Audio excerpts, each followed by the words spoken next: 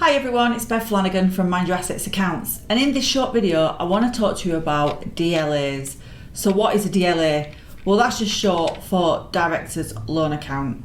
So it's not really in effect a loan, it affects directors as it says in the name, so it's not for self-employed people, it's for people that run a limited company. And in essence, it's anything that's not payroll related or not an expense or not dividends paid.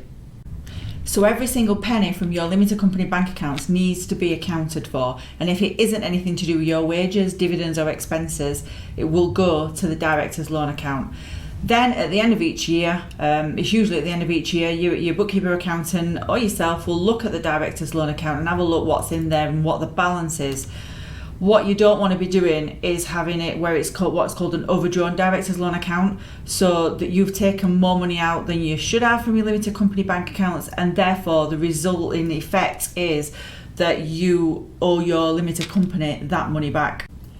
So examples of items that could be in your director's loan accounts could be cash withdrawals. You could have used the business bank account by accident instead of your own personal bank account to take cash out. Another example is that you could have paid personally for business items, business expenses, so the other way around, that you bought something that's purely, wholly, exclusively and necessarily for the purpose of your business, but you paid for it out of your personal funds. But if, for example, you do need to take out money, as in you do need to take out a director's loan from your company bank account, this could be for an urgent repair bill that you need it for or something like that, you must ensure that you've repaid it back to your business bank account within 9 months and 1 day after your company's year end, i.e. the filing date with Companies House.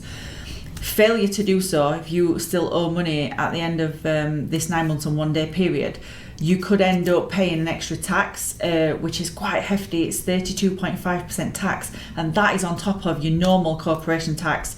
So that can sometimes be a bit painful if you let your director's loan account get carried away and you owe, it's an overdrawn director's loan account, and you leave it there and it's still there after this 9 months after your year end.